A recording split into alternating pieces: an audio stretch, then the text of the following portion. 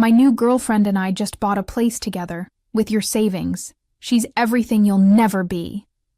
The message glowed on my phone screen at 3 a.m. in my cramped barracks room in Bavaria. I stared at the photo attached. My husband Darren grinning like an idiot next to a blonde woman barely out of college, both holding a sold sign in front of a 2-story house I'd never seen before. My name is Valerie Morgan, and I'm a 35-year-old logistics officer in the United States Army, currently deployed at a base in Germany. For 6 months, I'd been coordinating supply chains and managing military operations, while my husband back in Austin, Texas, had been exploring his entrepreneurial freedom, which apparently meant exploring unemployment benefits and my bank account. I set my phone down carefully, my hands steadier than they had any right to be. Around me, the base was quiet, except for the distant hum of generators and the occasional footsteps of night patrol. I'd been sending money home every month, $2,000 religiously transferred to our joint account that we'd both agreed would help my parents retire and serve as our house down payment when I returned. "Wow, you're so smart," I typed back, my fingers moving with deliberate calm. The rage would come later. Right now, I felt something colder, more calculating. Darren had always been impulsive, but this crossed every line we'd drawn in our 8-year marriage. The woman in the photo, all fake tan and Instagram poses, looked young enough to be his daughter. Her name was probably something trendy. Everything about the situation screamed desperation and midlife crisis. I scrolled through the other photos he'd sent over the past week. Darren at restaurants I couldn't afford even on my officer's salary. Darren buying expensive wine. Darren and his girlfriend on shopping trips, her arms loaded with designer bags. Each image felt like a deliberate slap, designed to show me how much better his life had become without me. What he didn't know was that a month ago, I'd received a fraud alert from our bank. I'd been too busy with a major supply shipment to investigate properly, but now the pieces were falling into place. Something about unauthorized access attempts and signature verification issues. At the time, I'd assumed it was a system glitch. The photo of the house haunted me most. It wasn't just any house. It was the exact style we'd talked about buying together, complete with the wraparound porch I'd dreamed of since childhood. He'd taken our shared vision and twisted it into his betrayal. I reached for my secure phone. It was time to make some calls. The next morning, I sat across from Captain Patricia Weber in the JAG legal office, a small room that smelled of burnt coffee and determination. Patricia was in her 40s, sharp-eyed, and had seen enough military spouse betrayals to fill a handbook. "Tell me everything," she said, sliding a legal pad across the desk. I handed her my phone, showing the photos and messages. My husband emptied our joint savings to buy a house with another woman. He's been unemployed for over a year, living off my deployment pay. Patricia's expression hardened as she scrolled through the evidence. "When did you last authorize any major transactions?" "Never. We agreed the money was for my parents' retirement and our future down payment." I pulled out bank statements I'd printed that morning. "I've been sending $2,000 monthly to our joint account. He was supposed to be paying bills and saving the rest. How much are we talking about?" "Approximately $45,000 over the past 18 months. The number hit me fresh each time I said it. Nearly 2 years of careful saving, gone. Patricia made notes quickly. "You mentioned a fraud alert?" "About a month ago. Something about signature verification and unauthorized access attempts. I was coordinating a major supply operation and didn't have time to investigate." I felt stupid admitting it, but deployment schedules were brutal. "That's actually good news. It means the bank flagged suspicious activity." She picked up her phone. "I'm calling Sergeant First Class Rodriguez in financial crimes. He specializes in military spouse fraud cases." Within an hour, I was sitting with both Patricia and Rodriguez, a stocky man with kind eyes who'd clearly seen too many soldiers betrayed by the people they trusted most. "Mrs. Morgan, this happens more than you'd think," Rodriguez said. "Deployed service members are particularly vulnerable. The distance, the time zones, the trust we place in our families. It creates perfect conditions for financial abuse. He opened a thick folder. The good news is you have strong legal protections. The Service Members Civil Relief Act, military banking regulations, and if he forged your signature, which seems likely, we're looking at federal wire fraud. What's the process? First, we contact the bank to freeze all joint accounts. Then we trace every transaction. If he used forged documents or misrepresented your deployment status to bypass normal verification procedures, that's multiple felonies. Rodriguez's voice carried quiet satisfaction. Some people think military spouses are easy targets. They're about to learn otherwise. I felt something shift inside me, the first stirring of hope since seeing those photos. By that afternoon, I had a full financial investigation team working my case. Staff Sergeant Jennifer Clark, a forensic accountant with the military police, had pulled transaction records going back 2 years. The picture they painted was worse than I'd imagined. "He's been bleeding your account dry for months," Jennifer said, pointing to a printout covered in red marks. "Small amounts at first, 300 here, 500 there. Classic pattern of financial abuse. The victim doesn't notice until it's too late." I studied the highlighted withdrawals. Restaurant charges at places I'd never heard of. Online purchases for electronics, clothing, jewelry. Cash advances that happened almost weekly. I thought he was just struggling with unemployment. I kept sending more money because I felt guilty being away. "That's exactly what he was counting on," Rodriguez added. He'd returned with more documents, including copies of the house purchase paperwork. Here's where it gets interesting. To buy that house, he needed to show stable income and down payment funds. He did that by forging your signature on financial documents and claiming you were a willing co-purchaser. Patricia leaned forward. "Show her the loan application." Rodriguez spread out several pages. There, in handwriting that almost looked like mine, was my signature on mortgage documents. My supposed income was listed as my full military salary plus a fictional consulting business. My deployment was misrepresented as a temporary assignment, suggesting I'd be returning to Texas permanently within months. "He told them you were deployed, but actively participating in the purchase," Jennifer explained. "Made it seem like you were shopping for houses via video calls and had given him power of attorney for the closing." I felt physically sick. Power of attorney that doesn't exist. Correct. Which makes every document he signed a forgery and every representation he made fraud. Rodriguez's tone was grimly satisfied. "The girlfriend's involvement makes it worse. She signed documents claiming to know you personally and confirming your consent to the purchase. She's never met me." "Conspiracy to commit wire fraud," Patricia noted. They both knew the representations were false. Jennifer pulled out her laptop. "I've already contacted the title company and the bank. The Service Members Civil Relief Act gives us significant leverage here. When they find out a deployed service member's signature was forged and their protected funds were misused, everything stops." "What happens next?" "Tomorrow morning, investigators from the Office of Service Members Civil Relief will be waiting at the title company," Rodriguez said. "Darren and his girlfriend are scheduled to complete the final closing paperwork at 10 a.m. Texas time." I looked at the photo of the house again. My dream home bought with my betrayed trust.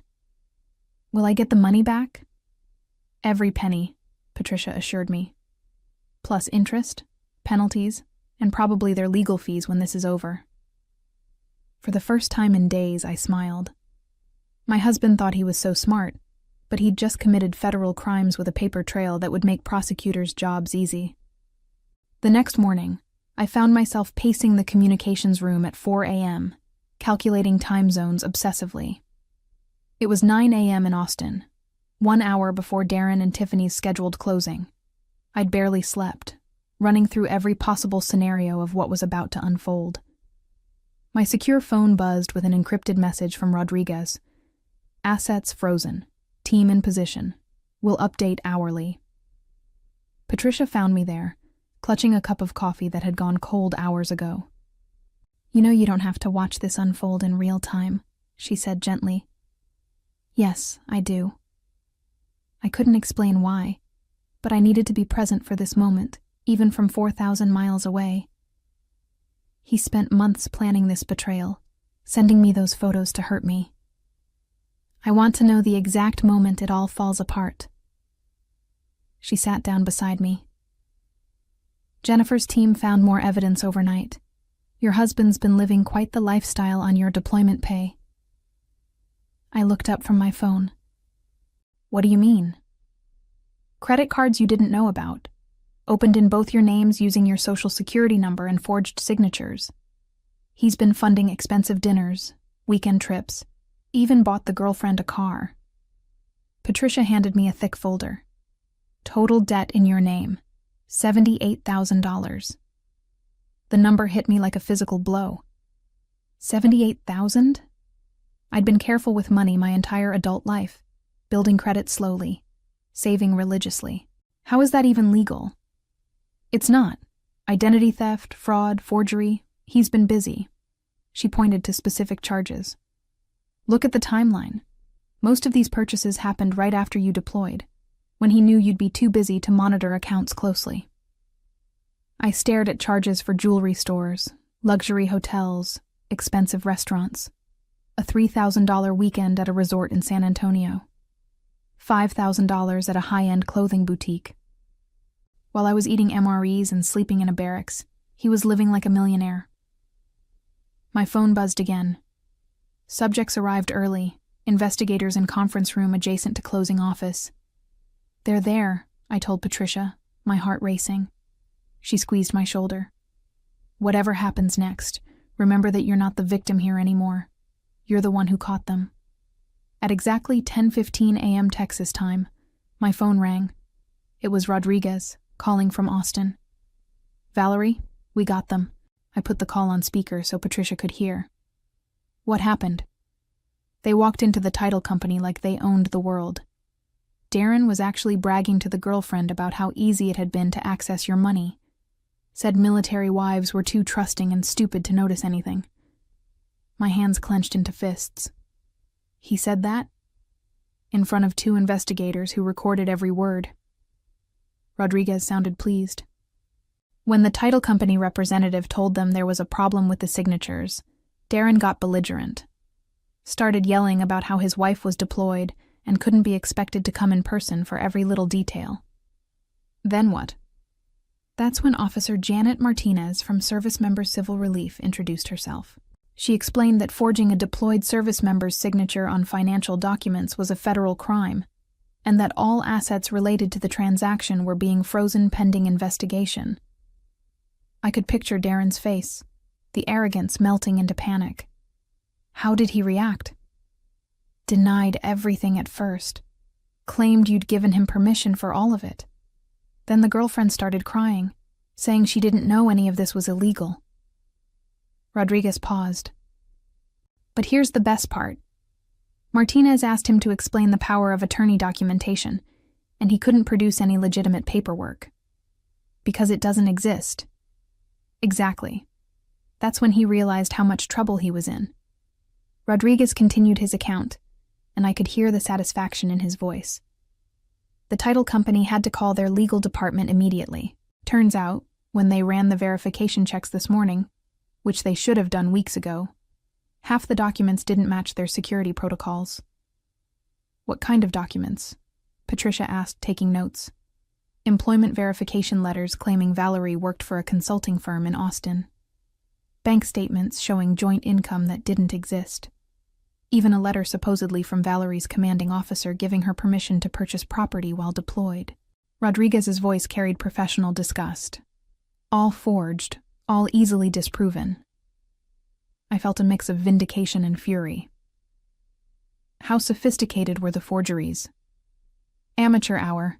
Darren's not nearly as smart as he thinks. He used an old letterhead template he probably downloaded online, and the supposed commanding officer signature was just a Google image of a military signature.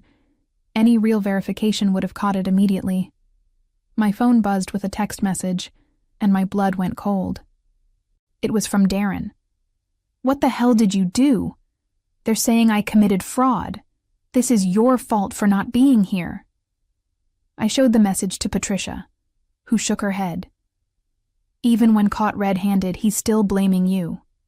That's going to look great in court. Rodriguez was still talking. The girlfriend's involvement runs deeper than we initially thought. Tiffany wasn't just a passive participant. She actively helped forge documents. We found text messages between them planning how to make the fake paperwork look legitimate. She was in on it from the beginning? According to the message thread we recovered, she's the one who suggested using your deployment status to their advantage. Said military wives were easy targets because they couldn't monitor things closely. His voice hardened.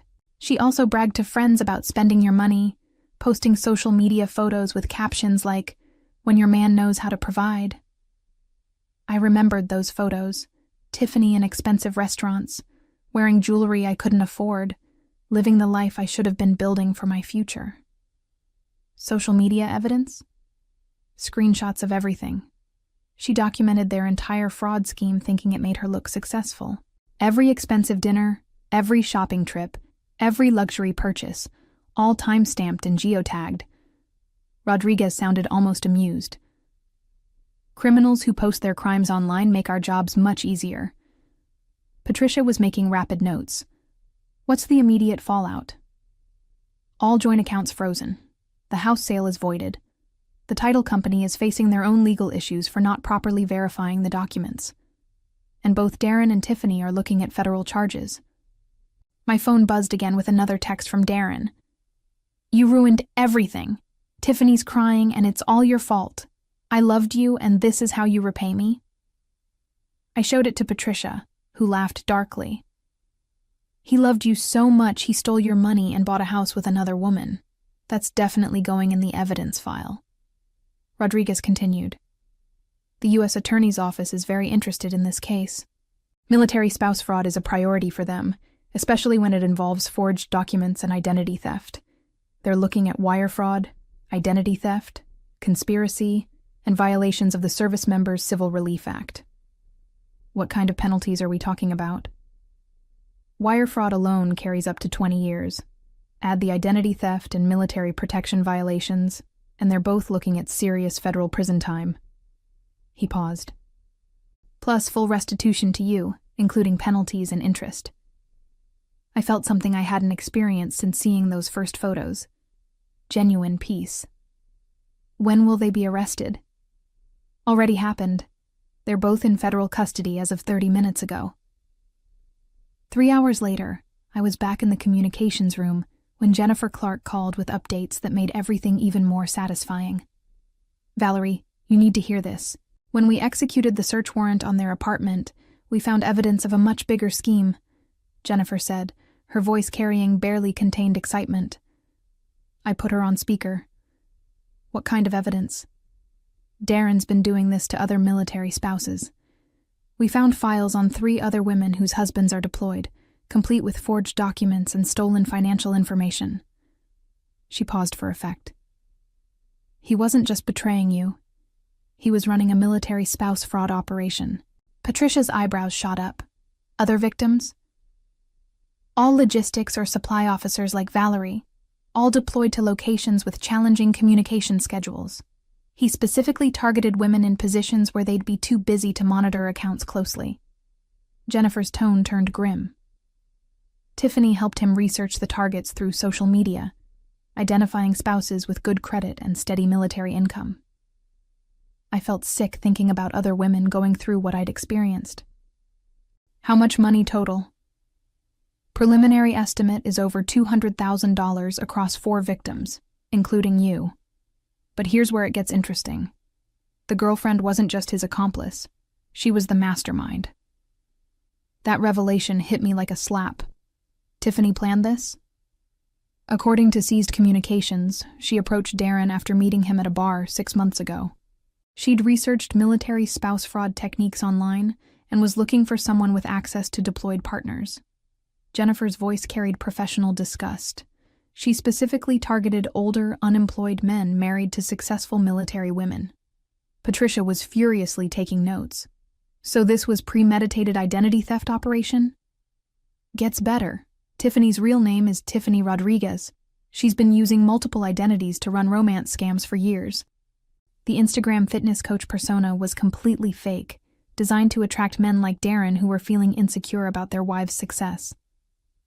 I thought about those photos again, my husband grinning beside someone who'd manipulated him into destroying our marriage. Was any of their relationship real? Based on the evidence, she was planning to disappear once they'd stolen enough money to buy the house outright. The mortgage was just a temporary step. She intended to refinance or sell quickly, taking her share and moving on to the next target. My phone buzzed with yet another message from Darren. They're saying Tiffany is a criminal who used me. You have to help me. I made a mistake, but I didn't know she was lying about everything. I showed the message to Patricia, who rolled her eyes. Now he wants your help. Classic manipulation, Jennifer continued. The best part is that their arrest was recorded by the title company's security cameras. Darren completely lost it when he realized the scope of the charges. Started screaming that Tiffany had lied to him about everything, that he thought you'd given permission for the house purchase. Did he really believe that? Hard to say. The messages we recovered suggest he knew it was wrong, but convinced himself he deserved your money because of your successful career. Jennifer's voice softened slightly. He also wrote several drafts of messages to you that he never sent. Apologies mixed with resentment about feeling like a failure compared to your military achievements. I felt an unexpected pang of sadness. Our marriage had problems, but I'd never imagined they'd lead to federal crime. What happens to the other victims? We're contacting them today. Thanks to your case, we can recover their money and prevent Tiffany from targeting anyone else. Jennifer paused. You probably saved several families from financial ruin. That thought gave me something I hadn't expected. Purpose beyond just personal justice. 2 weeks later, I received a call that made everything worth it. Rodriguez was calling from the federal courthouse in Austin, where Darren and Tiffany had just appeared for their arraignment. Valerie, you should have seen it, he said, barely containing his amusement. Darren showed up thinking he could charm his way out of federal charges. Wore his best suit, brought character references, the whole performance. I was sitting in my barracks room, finally able to sleep normally again now that justice was moving forward. How did that work out for him? About as well as you'd expect. The federal prosecutor laid out the entire scheme, the forged documents, the identity theft, the conspiracy with Tiffany, the other victims. When they got to the part about him bragging to investigators about how easy it was to steal from military wives, his lawyer actually put his head in his hands. I couldn't help but smile. And Tiffany? Even better. Turns out she had warrants in 3 other states for similar fraud schemes. The Instagram fitness coach thing was just her latest identity. She's been running romance scams and military spouse fraud for over 2 years. Rodriguez's voice carried deep satisfaction. She tried to throw Darren under the bus, claiming she was also a victim of his manipulation. The judge wasn't buying it. What are the charges? Darren's looking at wire fraud, identity theft, conspiracy, and violations of military protection laws. Tiffany gets all that plus additional counts for the other victims and her previous warrant history. He paused. The prosecutor is recommending 5 to 7 years for Darren, 8 to 12 for Tiffany. I felt a weight I'd been carrying for weeks finally lift. When's the trial? They're both plea bargaining now. Full restitution to all victims plus penalties and court costs. Justice was finally coming. A month later, I was video calling Patricia from my barracks when she delivered the news I'd been waiting for. Both plea deals are finalized, she said, grinning at the camera. Darren pled guilty to all charges in exchange for 4 years. Federal prison plus 5 years probation. Full restitution of $93,000 to you, including penalties and interest. I sat back in my desk chair, finally able to process that it was really over. And Tiffany? 7 years federal prison. No early release eligibility. She has to pay restitution to all victims across multiple states. Total amount is over $300,000. Patricia's expression grew serious. The judge specifically mentioned that military spouse fraud undermines national security by targeting service members' families. What about the house? Reverted back to the original owners since the sale was fraudulent. Your money is being recovered from the escrow account, and Darren's responsible for any costs the title company incurred. She shuffled papers on her desk. There's more good news. The other military spouses they targeted are getting full restitution too. One woman had her entire deployment savings stolen. $28,000. I thought about those other women, probably feeling the same betrayal and confusion I'd experienced. At least something good came from this mess. Darren sent a letter through his lawyer, Patricia said carefully.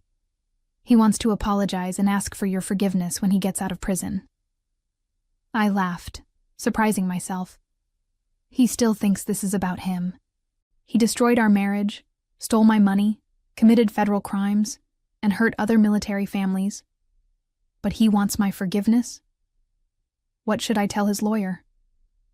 Tell him I'm too busy building my real future to waste time on his fantasy of redemption. I looked at my deployment countdown calendar, suddenly excited about returning home. I have 3 months left here, then I'm starting fresh. The revenge was complete, but my life was just beginning. As I closed the laptop and prepared for my evening patrol, I realized that the betrayal that had shattered my trust had also revealed my own strength.